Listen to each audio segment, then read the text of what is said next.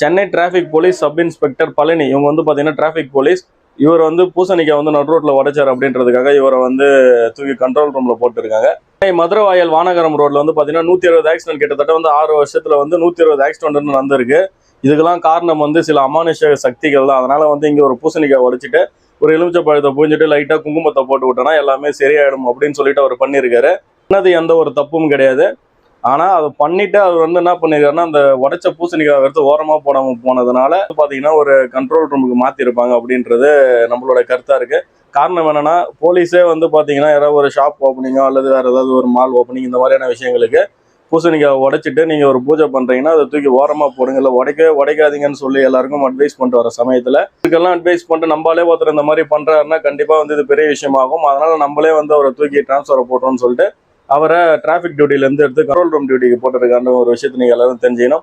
இதை பார்த்தினா ஒரு கருத்து என்ன அப்படின்றத மறக்காமல் நீங்கள் கமெண்ட் பண்ணுங்கள். பூசணிக்காய் உடைச்சா எல்லாமே சரியாக போயிடுமா அப்படின்றத நீங்கள் உங்கள் கருத்தை பகிருங்க.